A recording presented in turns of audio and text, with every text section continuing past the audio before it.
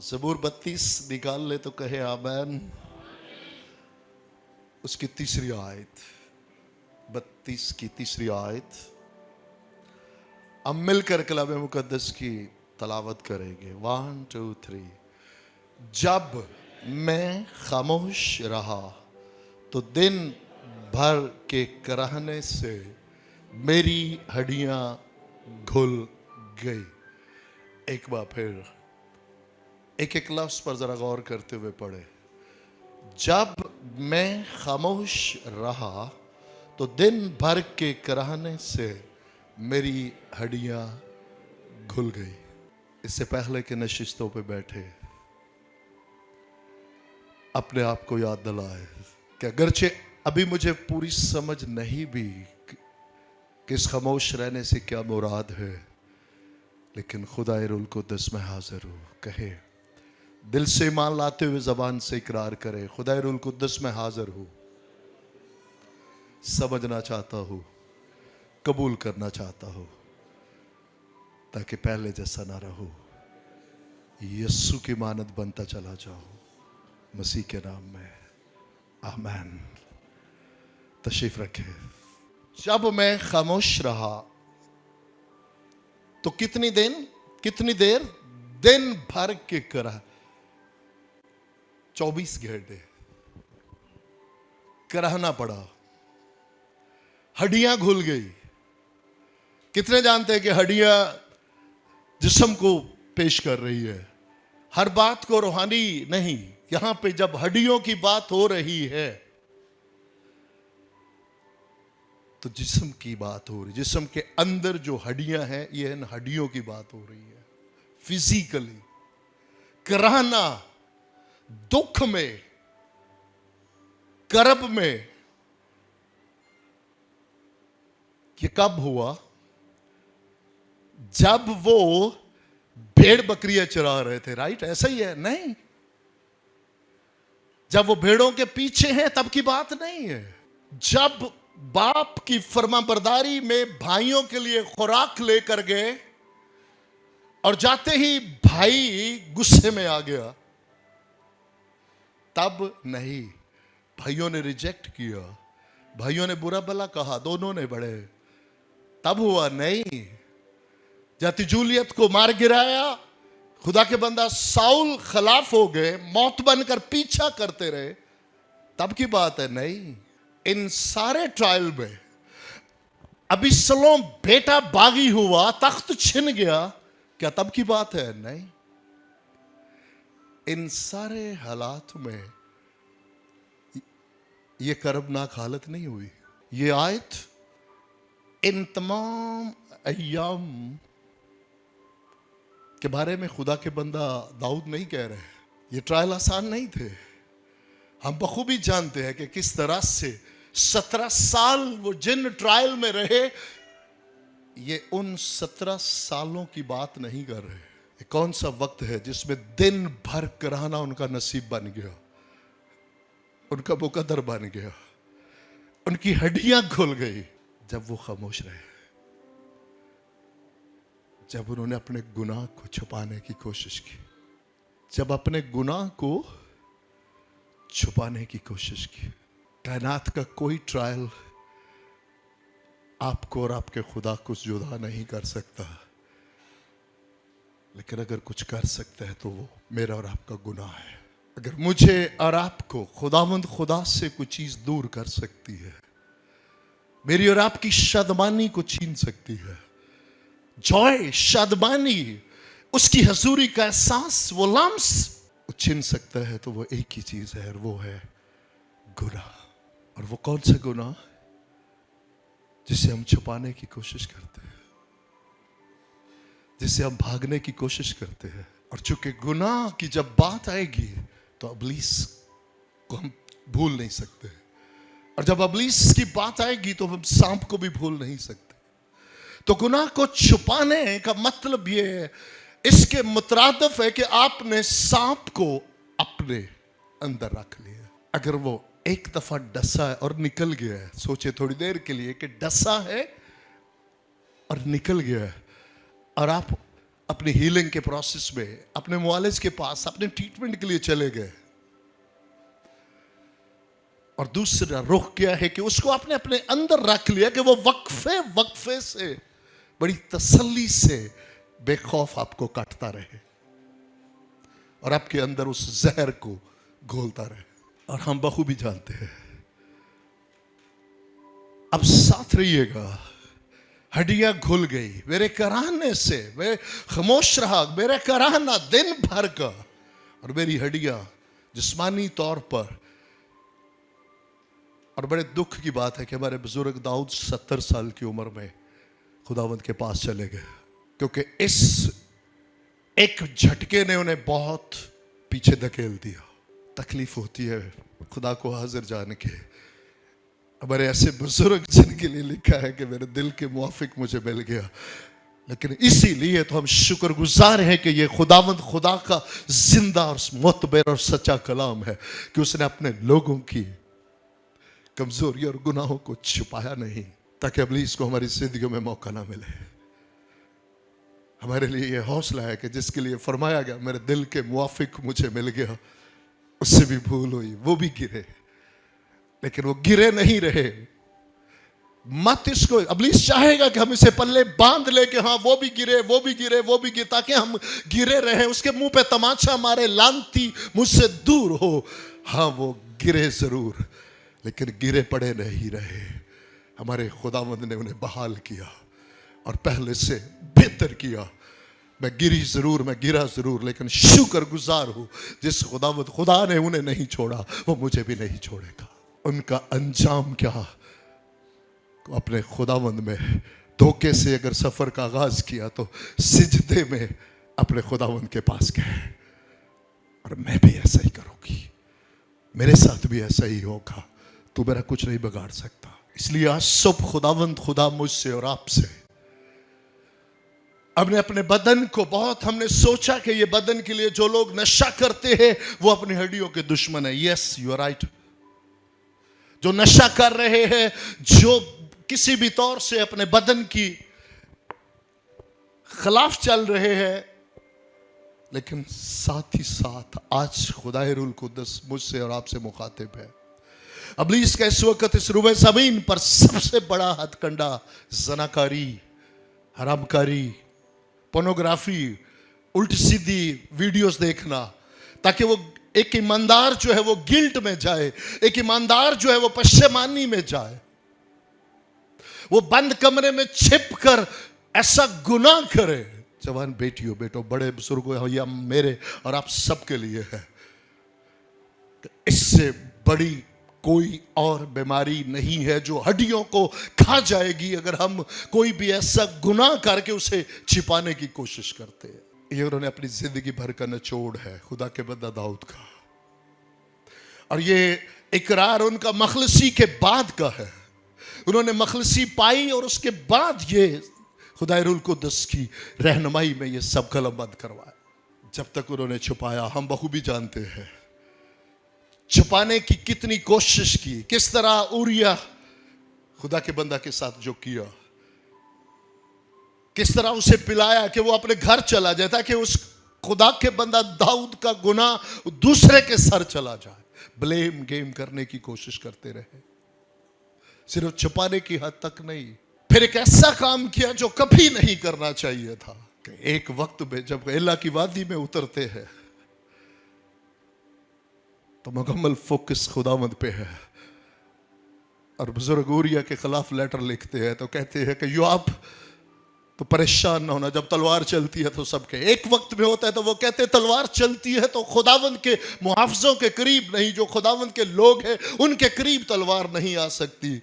लेकिन जब गुनाह की जद में आते हैं तो कहते हैं जो तलवार चलती है वो सबके साथ एक जैसी चलती है।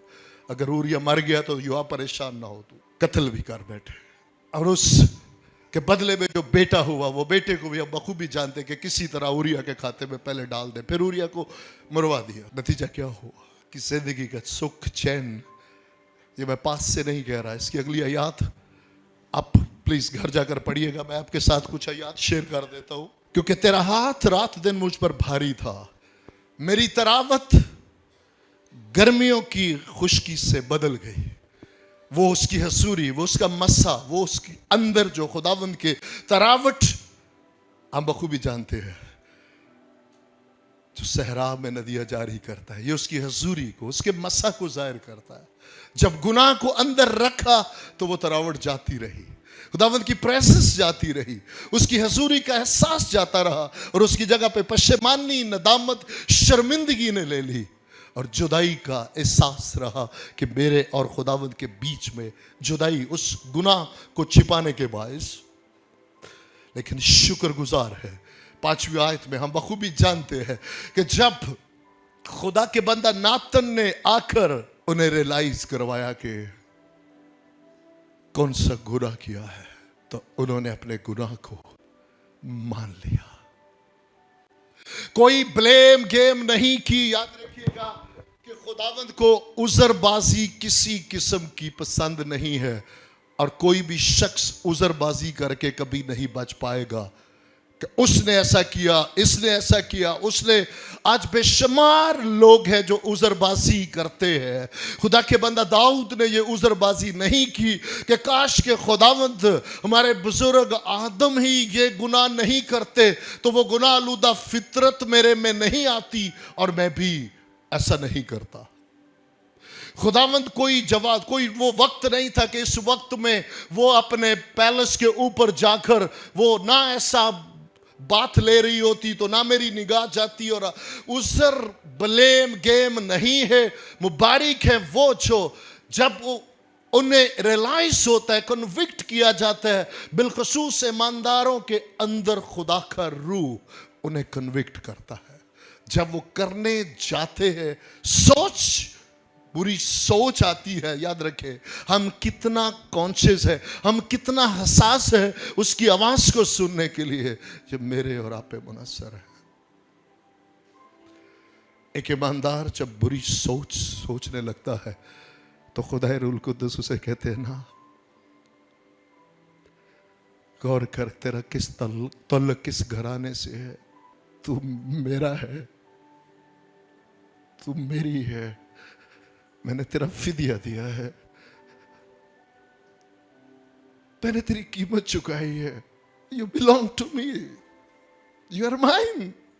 पास्टर साहब लास्ट संडे को के कोने के सिरे को मेहमानों ने रद्द किया।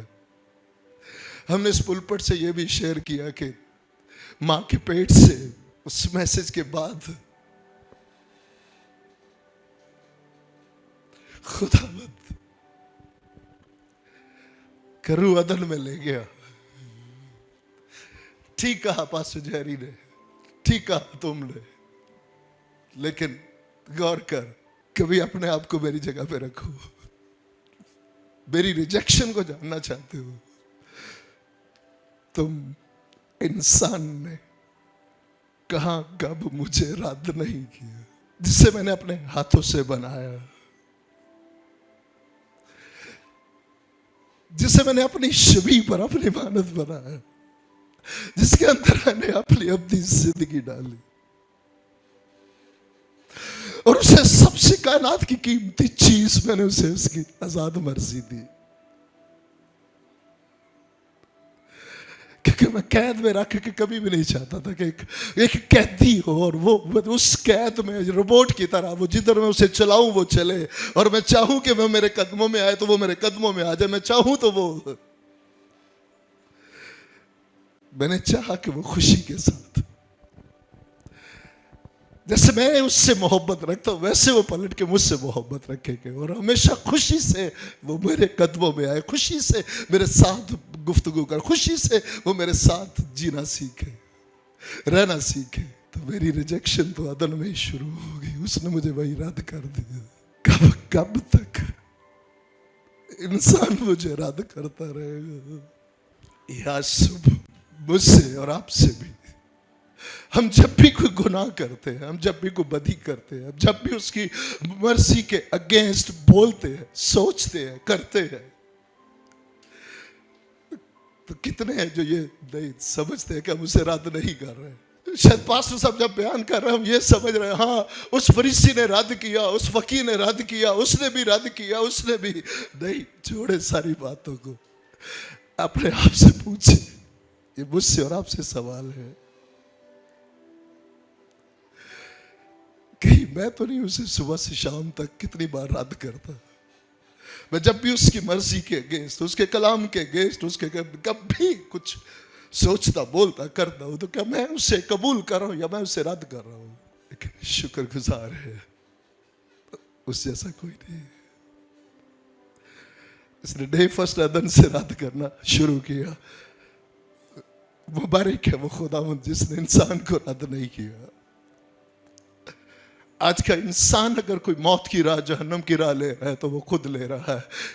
खुदावंद ने हर एक के लिए अपनी जान का फिदिया दे के जिंदगी की राह उसके लिए तैयार कर दी। शुक्रगुजार है अपने बुजुर्ग दाऊद के लिए। उनसे हुआ जरूर, लेकिन जैसे उन्हें रियलाइज हुआ, एक सेकंड लगाए बगैर उसी घड़ी उन्होंने अपने गुनाह को मान लिया। कोई आगे से आर्गू नहीं किया, कोई ब्लेम गेम नहीं की, किसी दूसरे के खाते में डाल, उसी घड़ी उसी लम्हे। क्या मुबारक है वो जिन्हें रियलाइज होता है। तो याद रखिएगा, तौबा क्या है? तौबा ये नहीं है कि इसको मैं मान लूं और अगले दिन फिर वैसा हो जाऊं। आज हम तौबा का भी बहुत बड़ा मजाक उड़ा रहे हैं। तौबा का मतलब यह है उसे तर्क करना। जिनकी आज हम बात कर रहे हैं, क्या उसके बाद कभी कोई ऐसी बात नजर आई? नेवर, कभी नहीं। क्या उससे पहले नजर आती है? यस, बाइबल भरी हुई है। बादशाह बनने के बाद भी उन्होंने शादियां की, लेकिन जब इस तजर्बा में से गुजरे, गुनाह को माना, तौबा की, तो फिर बाइबल गवाह है कि फिर उसके बाद वो चीज कभी दोबारा उनकी जिंदगी के करीब नहीं आई। ये मुझसे रात से आज सुबह खुदावंद मुखातिब है, कब तक उसे रद्द करेंगे? खुदावंद को हाजिर जान के बहुत साल पहले मिन्नत की, खुदावंद अपने बुजुर्गों की तमाम जिंदगियों में से सीखना शुरू करूंगा। लेकिन खुदा रुल कुद्दस इस जाविये से हरगिज़ नहीं कि उन पर उंगली उठाई जाए कि वो कमजोर। खुदा रुल कुद्दस मेरी मदद फरमाइएगा, क्योंकि खुदा के बंदा सुलेमान की जिंदगी दहला देती है। क्या नहीं दिया खुदावंद ने? आज हम में से बतेरे, ये आखिरी बात है, जरा गौर से सुनिएगा। आज हम में से बतेरे हैं कि ये शख्स खुदा से मोहब्बत क्यों नहीं करेगा, वो क्यों नहीं करेगी, वो उसे खुदा ने क्या नहीं दिया उसे। सीखे खुदा के बंदा सुलेमान से। कायनात में उन जैसी हिकमत किसी के पास नहीं थी। बाइबल बताती है उन्होंने जो चाहा, जो सोचा, उन्होंने करवा लिया। लेकिन उन तमाम फानी चीजें, दुनिया की हर आसाइश और बरकत उन्हें ना बचा सकी।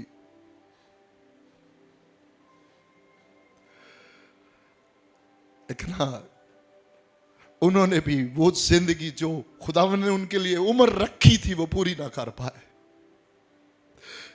क्योंकि उनकी बाएं हाथ की बरकत बख्शिश थी। मांगे बगैर खुदावंद ने कहा, चूंकि तूने मुझसे दौलत, इज्जत, शोहरत नहीं मांगी, मैं तुझे दूंगा।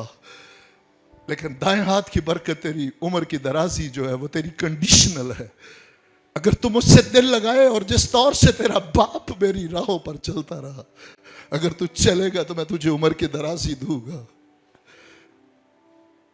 लेकिन आप उम्र के सेकंड पार्ट में वो उस तौर से अपने खुदावंद के साथ ना चल पाए। ये सारे किरदार इसलिए नहीं लिखे गए कि मैं और आप उन पे उंगलियां उठाएं, उन पे तनकीद करें। इसलिए लिखे गए कि हम तौबा करें और आज समझे कि वो दौर और आज के दौर में जमीन आसमान का फर्क है। उस वक्त नई पैदाइश नहीं थी, खुदा रूल कुद्दस अंदर बसेरा नहीं करते थे। नहीं, आज शुक्रगुजार है, आज उसने हम उससे बहुत बेहतर अहद हमें दिया है, बेहतर दरमियानी दिया है, बेहतर खून दिया है। और आज हम नई पैदाइश के वसीला से, उस रूल कुदस की मदद के वसीला से एक कामयाब जिंदगी जो खुदावंद के रसूलों ने जी कर दिखाई। याद रखिएगा, पुराने अहदनामा के अंबिया और नए अहद के रसूलों को जरूर अपनी जिंदगी में मुहासने के लिए रखे। आज शुक्रगुजार है कि पुराने अहदनामे के तमाम ईमानदार और अंबिया, उनकी जिंदगी हमारे लिए सीखने के लिए है। लेकिन कभी ना भूले कि आज हम पुराने अहद के उन अंबिया की सारी कमजोरियों को लेकर बैठना चाहे। नए अहद में, नई पैदाइश में रसूलों ने जिस तौर से अपने मसीह में होकर जिंदगी गुजारी, अपनी जानों का फिदिया दिया, लेकिन ईमान की सलामती में कायम रहे। इसलिए मान ले, हरामकारी, ज़नाकारी और इस तरह के गुनाह जो छिपकर आज कमरों में हो रहे हैं और पशेमानी में, शर्मिंदगी में एक वक्त गुजारा जा रहा है, खुदावद को पसंद नहीं है। इसीलिए इंसान छिपाता है, खुदावद मिटाना चाहते हैं। जो छिपाता है वो कभी कामयाब ना होगा, ये उसका कलाम है। लेकिन जो उनका इकरार करता है और उन्हें तर्क करता है, उन पर खुदा की रहमत है।